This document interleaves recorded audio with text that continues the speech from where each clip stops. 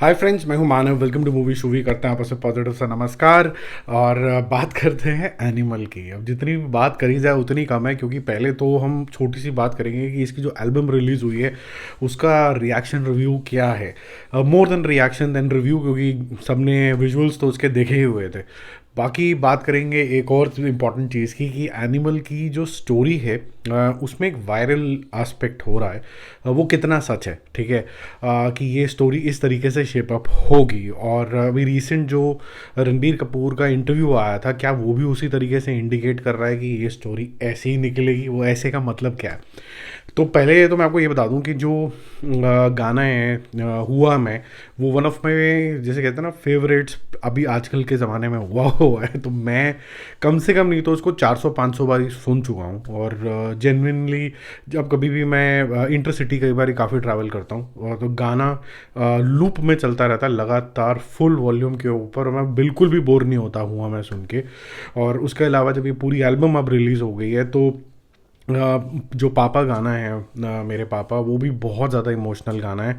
और अब मैंने लूप में अभी थोड़े देर से मैं बी पराग का गाना जो है वो सारी दुनिया ही जला देंगे, वो गाना सुना। वो इतना मधुर गाना है कि आपके दिमाग में अलग अलग तरीके के विजुअल्स, अपने फादर के लिए प्यार और एक अलग तरीके का इमोशनल एंगल वो क्रिएट कर देता है। तो ये वन ऑफ दोज एल्बम्स है जिसके अंदर सारे गाने ही बहुत ही बढ़िया हैं। और बट ये जो 3 गाने हैं ये सिग्निफिकेंटली बहुत ही बढ़िया हैं। और चौथा गाना जो बिल्कुल ही आपको ऐसे कहते हैं ना, पंप अप कर देता है, अर्जन वेली ओए तो वो तो मेरे ख्याल से जिम में भी बहुत चलने वाला है, और सिर्फ डोले शोले बनने वाले लोगों के। वैसे थोड़ा सा वेट रिड्यूस करने की ज़रूरत है, तो ये गाना चलाना पड़ेगा जल्दी जल्दी। ये सारी मेरी वैसे इक्विपमेंट पड़ी हुई है यहाँ पर, आपको पता नहीं होगा, आवाज़ आ रही होगी तो बट ठीक है। बात करते हैं अब कि ये क्या स्टोरी है जिसके बारे में इतना वायरल हो रहा है हिसाब किताब। देखो, एक जब प्यार होता है ना, वो पागलपन हो जाता है, तो फिर वो एक इमेजिनेटिव वर्ल्ड में भी आदमी चला जाता है। आदमी सोचता है कि जिसको मैं प्रोटेक्ट करने की कोशिश कर रहा हूँ वो कुछ ज़्यादा ही इनसिक्योर है। हो सकता है वो इतना इनसिक्योर ना हो इंसान, जितना आपका दिमाग कॉन्टम्पलेशन करने लग जाता है तो आप ओवर प्रोटेक्टिव हो जाते हो, अब इधर उधर देखने लग जाते हो, यहाँ तक कि इमेजिनेटिव जोन के अंदर भी चले जाते हो। तो ऐसा बोला जा रहा है कि बॉबी देओल का जो म्यूट कैरेक्टर है, superb acting by the way, मतलब एक एक सीन इतना जानदार है। वो जो सीन है वो बेसिकली एक फिक्टिशियस आदमी है जो रणबीर कपूर के कैरेक्टर ने अपने दिमाग में बनाया है, और वो अपने दिमाग से एक लड़ाई लड़ रहा है, और इवेंचुअली कोई एक इंसान इसके अंदर जीत के एक पर्सनालिटी ले आएगा, यानी कि एक ये स्प्लिट पर्सनालिटी का केस हो सकता है। अब 2 मिनट के लिए यहाँ पर पॉज लेते हैं कि ये तो बात हो रही है जो वायरल हो रही है। दूसरी जो बात है वो ये है कि थोड़े टाइम पहले एक मूवी आई थी जो ज़्यादा चली नहीं थी, लेकिन उसके गाने पागलपन वाले थे। रॉय नाम की मूवी आई थी जिसके अंदर अर्जुन रामपाल थे, जैकलिन फर्नांडिस थी, और खुद रणबीर कपूर थे। वहाँ पर रणबीर कपूर का कैरेक्टर एक ख्याली पलाव था अर्जुन रामपाल का, वो इवेंचुअली एंड के अंदर लुप्त हो जाता है।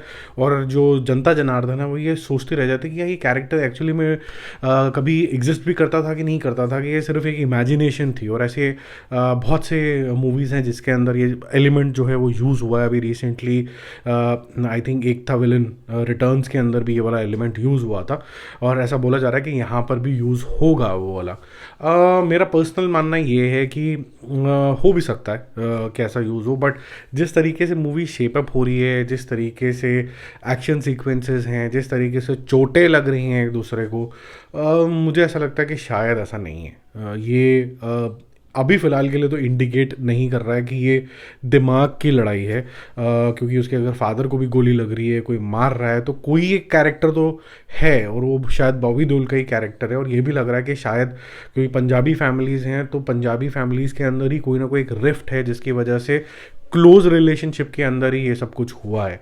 बहुत से लोगों ने ये भी बोला कि क्योंकि रणबीर कपूर का जो लंबे बालों वाला कैरेक्टर है वो ब्लू सूट के अंदर है, और जो आप बॉबी देओल का कैरेक्टर देखते हो जो ऐसे साइलेंट करने के लिए बोलता है, खून खून लगा हुआ है, और वो भी ब्लू उसके अंदर है, सूट के अंदर है। पर अगर आप गौर से देखोगे तो जो ब्लू सूट बॉबी देओल ने बना हुआ उसके कॉलर्स छोटे छोटे हैं, वो थोड़ा सा पीरियड लग रहा होता है, और ये वाला जो कैरेक्टर है वो थोड़ा सा और मॉडर्न सूट की स्टिचिंग है उसके अंदर, तो दोनों बहुत अलग हैं। कहने की बात ये है, तो मुझे नहीं लग रहा कि ये स्टोरी होगी इसकी। लेकिन ये लीनियर स्टोरी भी नहीं होगी, ये इतनी सिंपल स्टोरी नहीं होने वाली है, क्योंकि संदीप मांगा बहुत सारी लेयर्स इसके अंदर डालते ही डालते हैं, सरप्राइजेज और ट्विस्ट एंड टर्न्स होते ही होते हैं। और जो फेस ऑफ होगा इन दोनों का वो एक्चुअली में बताएगा एक्चुअली में स्टोरी है क्या। अभी जितना मैंने ट्रेलर देखा, और मैं ट्रेलर कम से कम नहीं तो पहली बार ऐसा हुआ होगा कि 15-20 बारी तो मैं ट्रेलर ही देख चुका हूँ इसका। अभी ऐसा लग नहीं रहा है कि ये सेम ही कैरेक्टर्स हैं और एक दूसरे अपने ही दिमाग की जद्दोजहद से लड़ रहा है। दो अलग कैरेक्टर्स ही लग रहे हैं फ़िलहाल के लिए, but let's see how it shapes up. क्योंकि ऐसा भी हो सकता है कि जब आप अपने दिमाग से लड़ रहे होते हैं तो एक कैरेक्टर शायद बात करने वाला भी होना चाहिए, जिससे गुफ्तगू के अंदर आप थोड़ा सा जीतोगे या हारोगे। बट एक अगर बिल्कुल म्यूट है, हो भी सकता है एक्चुअली में, आई डोंट नो। ये तो जो चीज़ वायरल हो रही है उसके बारे में डिस्कशन कर रहे हैं, बट अभी इंडिकेटिवली ट्रेलर को अगर बार बार भी देखोगे तो बहुत ज़्यादा ऐसा कुछ इंडिकेशन नहीं आ रहा है कि ये दोनों अलग अलग कैरेक्टर है। पर जो भी होगा वो आप सबकी लॉटरी लगने वाली है, क्योंकि बहुत ही मेगा मूवी होने वाली है, और इसका एडवांस बुकिंग मतलब चल नहीं रहा है, दौड़ नहीं रहा है, जैसे एनिमल जो होता है ना, मतलब पाउंस करता करता तेज तेज तेज तेज तेज तेज करके वैसे जा रहा है, जो कि अच्छी बात है। श्याम बहादुर को भी अच्छी इंटरेस्टिंग तरीके से रुझान मिल रहा है। कुछ देर में मैं आऊँगा दोबारा से, आपको बताता हूँ कि एडवांस बुकिंग कहाँ तक पहुँची है, फिर रात को एक बार दोबारा डिस्कशन कर लेंगे। Bye bye.